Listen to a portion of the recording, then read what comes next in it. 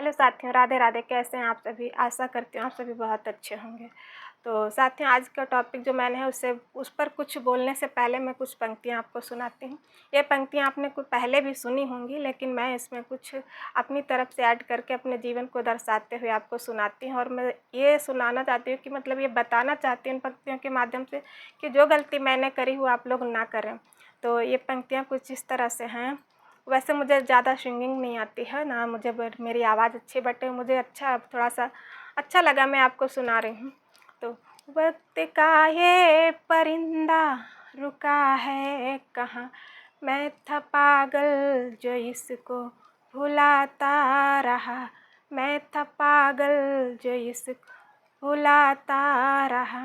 4 पैसे कमाना न आया मुझे, 4 पैसे कमाना न आया मुझे, फर्ज बाकी में सारे निभाता रहा, फर्ज बाकी में सारे निभाता रहा। सितम हमने सहे हैं ज़माने के, सितम हमने सहे हैं ज़माने के, दर्द मेरा ये आंसू बहाता रहा, दर्द मेरा ये आंसू बहाता रहा। 4 पैसे कमाना न आया मुझे, 4 पैसे कमाना न आया मुझे, फर्ज बाकी में सारे निभाता रहा। तो दोस्तों, ये जो पंक्तियाँ मैंने सुनाई ये मेरे जीवन को दर्शाती है। और मेरे जीवन को क्या, लगभग हर लड़की की बात होती है, हर लड़की की ये जीवन से पंक्तियाँ जुड़ी रहती हैं, थोड़ा बहुत सबके जीवन से। बस कुछ लोगों के लिए भगवान ने उनको साथ दिया है, वो अच्छे से जी रहे हैं तो ठीक है, अच्छी ही बात है। उनको लाइफ और उनकी आगे अच्छी हो, हमारी तरफ से शुभकामना है। लेकिन जिन लोगों की लाइफ कुछ ऐसी है, तो मैं चाहती हूँ ये पंक्तियाँ जैसे मैंने आपको सुनाई है ना, मैंने अपना दर्द बताया है, मैंने भी अपने जीवन को जो दर्शाया है, तो कभी आपका जीवन ऐसा ना हो, इसलिए वक्त रहते संभल जाइए। वक्त जो ये ना बीत रहा है, अभी आपके नेट जेआरएफ के एग्ज़ाम लगे हुए हैं, तो ये जो वक्त आपका पल पल बीत रहा है ये लौट के नहीं आएगा। तो समय रहते इस वक्त को पहचान लीजिए, क्योंकि मैंने कहा ना कि मैं पागल था, इसको भुलाता गया। तो इस वक्त की मुझे इतनी ज़्यादा पहचान नहीं थी, तो मेरे से गलती हो गई है।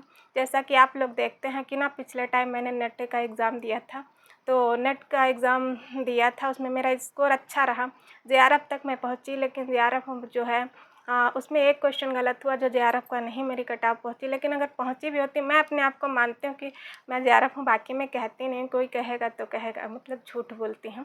तो हाँ, 20 डेज़ में मैंने बहुत अच्छा स्कोर किया था, इसलिए मैं अपने आप को थोड़ा सा, अपने पर गर्व होता है मुझे। अगर मैं दोबारा फॉर्म भरूं और दोबारा से मैं पेपर दूं, तो मुझे इतना आइडिया हो चुका है मैं जेआरएफ तक जा सकती हूं। लेकिन इसका कोई मतलब नहीं है, मतलब इसलिए नहीं है कि ना, पहले ना सारे फ़र्ज़ मैंने निभाई है, नेट जेआरएफ क्या होता है ये मैं जानती ही नहीं थी। और अब मैं करूं तो मुझे जेआरएफ का जो भी फेलोशिप है वो मुझे नहीं मिलने वाली। मेरी एज इतनी हो चुकी है कि जेआरएफ का मुझे कोई फ़ायदा नहीं होने वाला है। तो मैं आपसे कहना चाहती हूँ कि अभी आपके एग्ज़ाम के कुछ दिन हैं, तब तक आप इतनी मेहनत कर लीजिए कि आप जेआरएफ तक पहुँच जाएँ। और जेआरएफ की फ़ेलोशिप आप बहुत ज़्यादा हो गई है, मतलब 5 साल में। मैं उस दिन एक वीडियो देख रही थी, तो उसमें था कि आप 2 साल तक जूनियर, मतलब कि जो है जेआरएफ मिलता है, उसके 2 साल के बाद आपको सीनियर रिसर्च फेलोशिप मिलती है।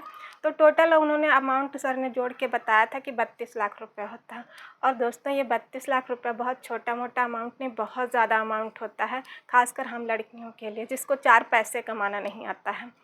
तो सोचिए मैं कितना पीछे हो गई, और मुझे कितना इस बात का अफ़सोस होता है कि मैं अब तक सोई थी। मुझे नहीं पता था, मुझे लगता था कि दूसरों से मेरे जीवन कट जाएगा या दूसरों से मुझे हेल्प मिलती रहेगी। तो ये गलती आप ना करें, हर लड़की के जीवन में ऐसा होता है। और साथ में जब होता है ना, जब कभी वक्त शिकार करता है ना, तो हर तरफ से वार करता है। और सबसे ज़्यादा इसमें ठोकरें कौन खाता है? जो हर तरफ से बेकसूर होता है, मतलब हम लेडीज़, हम हैं, हमारे बच्चे हैं, यही लोग शिकार होते हैं। तो ऐसी हाँ, मतलब ऐसा कुछ आपके साथ ना हो, तो मैं आपको सचेत कर रही हूँ कि अब भी टाइम है, वक्त रहते संभल जाइए और इतना स्टडी कीजिए कि आप जेआरएफ तक पहुँच जाइए। होता क्या है कि हम लोगों को बताया जाता है कि पति परमेश्वर है, सास ससुर जी भगवान हैं और हम लोग काम करने वाली मशीन है, रोबोट हैं, ठीक है। तो इसी के चलते ऐसा ही फ़र्ज़ निभाया जाता है। और अगर बाई चांस जैसे कुछ दिन के बाद अगर कभी कुछ कोई बोल भी देता है ना, तो कहते हैं वकालत करती है। तो वकालत आज इस वीडियो के माध्यम से मैं आपको बताना चाह रही हूँ कि अब से वकालत करना बंद कीजिए, अपने समय को पहचानिए और वकालत करके कुछ नहीं मिलने वाला है आपको। तो आज के बाद वकालत छोड़ कर के आप जज बनिए। मैं ये कह रही हूँ, वकील अब मत बनिए, अपनी लाइफ के जज बनिए। आप ये सोचिए कि मुझे क्या करना है और मैं अपने जीवन को कैसे बेहतर कर सकती हूँ। तो इस तरह से अगर आप सोचेंगे, और मुझे ये पंक्तियाँ सुनाने से कोई वो नहीं था कि मुझे ये बताना था कि मैं ऐसा गा लेती हूँ या ऐसा लिख, कुछ भी नहीं था। बस आपको ये बताना था कि जीवन कभी-कभी मुझे इस मोड़ पर ले आता है, ना इधर का छोड़ता है, ना उधर का छोड़ता है। और हम जिसका सोचते हैं ना कि जिस पर विश्वास होता है कि ये साथ देंगे, वो साथ देंगे, तो कोई किसी का साथ रत्ती भर भी नहीं देता है। इसलिए आप अपने पैरों पर खड़ा होना सीख लीजिए, अपने पैरों पे चलना सीख लीजिए। अपने आप को जो है इतना मज़बूत कर लीजिए कि जब भी वक़्त की मार खानी हो तो हम लोग अपने आप में थोड़ा मज़बूत हों। तो इसलिए मैं कहना चाहूँगी, इस वीडियो के माध्यम से इतना आज आप जान लीजिए कि आज के बाद आप किसी से कोई बहस मत करना, और किसी से बहस करके कुछ मिलने वाला भी नहीं, आपका टाइम ख़राब होगा। तो अब आप इधर-उधर जज क्या काम होता है कि इधर की सुनता उधर की सुनता है, फिर उसके बाद अपना निर्णय सुनाता है। तो आप जज बनिए, अपनी लाइफ के जज बनिए और सबकी सुनते रहिए, बर्दाश्त करते रहिए और उसके बाद अपना जो है निर्णय ले लीजिए कि मुझे क्या पढ़ना है, कहाँ पढ़ना है। दोस्तों, एक दिन में नहीं होगा, क्योंकि मैंने भी कभी सोचा नहीं था कि ये नेट जेआरएफ या टीजीटी का जो है मैं तैयारी करूँगी, और मैंने नहीं सोचा था। मेरे लिए बहुत बड़ी बात थी, जितनी बड़ी आपके लिए बात है ना, मुझे असंभव सा लगता था। लेकिन आज मैं इस चैनल के माध्यम से बहुत सारी बहनों को ये बता रही हूँ ना कि मेरा चैनल बहुत ज़्यादा नहीं है कि ऊपर मुझे इससे इनकम आ रही है, लेकिन मुझे इतना संतोष हो रहा है कि कुछ बहनें मेरी जो हैं सुन रही हैं, उनका जीवन मेरे बातों से हो सकता है बदल जाए। तो इसलिए जो है मैं आपको बता रही हूँ।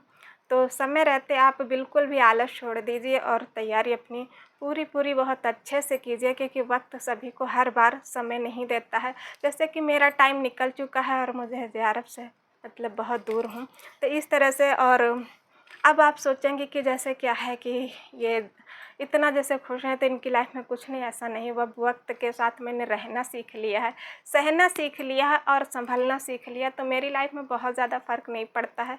लेकिन हाँ, अब भी मुझे 4 पैसों की ज़रूरत है, उसके बिना कोई लाइफ में जो है कोई जो है हम कुछ कर नहीं सकते हैं। अपने लिए, अपने बच्चों के लिए मुझे कुछ करना है। तो अब सारी दुनिया छोड़ कर के, आप सारी बातें छोड़ कर के घर पे उलझना बिल्कुल भी नहीं है, क्योंकि पता है ये जो हमारे आसपास का माहौल होता है, या हम जहाँ रह रहे होते हैं, तो यहाँ उलझने से भी कोई फ़ायदा नहीं, आपका टाइम ख़राब होगा। और उलझना इसलिए भी नहीं चाहिए क्योंकि इस माहौल से निकलने के बाद भी, इस घर से निकलने के बाद भी, या इन रिश्तों से अलग रहने के बाद भी एक स्त्री का कोई वजूद नहीं रह जाता है।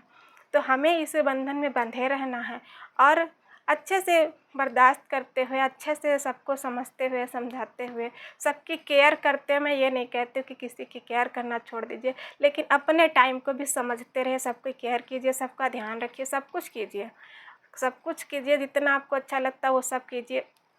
मगर थोड़ा-सा चालाक बनिए अपने लिए, अपने टाइम के लिए, और अपना टाइम इधर-उधर ना बर्बाद करें। ओनली जो है आप केवल अपना टाइम पढ़ने पर बर्बाद कीजिए। ये आपकी लाइफ बदल सकता है, ये आपकी लाइफ जो है बहुत आगे ले जा सकता है। आपको धोखा नहीं देगी ये पढ़ाई आपको।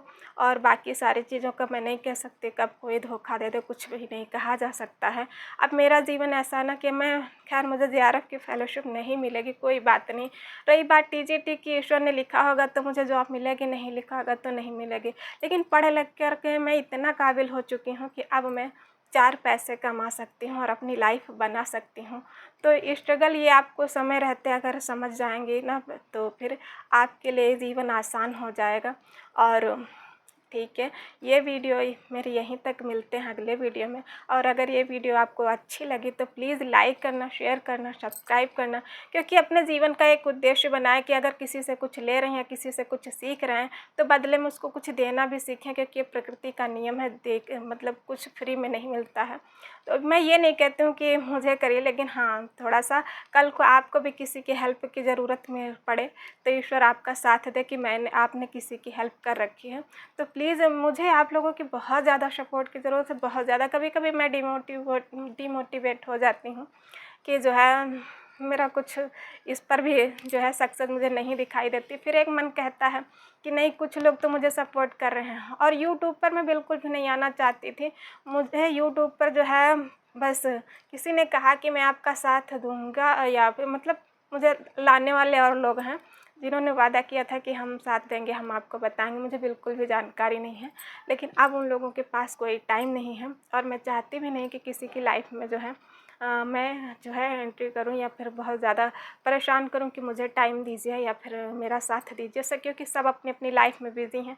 मुझे जो साथ मिल रहा है, जो सपोर्ट मिल रहा है, वो आप लोगों का मिल रहा है और इसके लिए मैं आपको हृदय से धन्यवाद कहती हूँ। जितना आप लोग जो है थोड़ा सा आप लोगों के कमेंट आते हैं, उनसे मुझे मोटिवेशन मिलता है कि नहीं, कुछ नहीं तो कोई नहीं, कोई किसी ना किसी को तो मेरे वीडियो से जानकारी मिल रही, कोई ना कोई तो मुझे लाइक कर रहा है।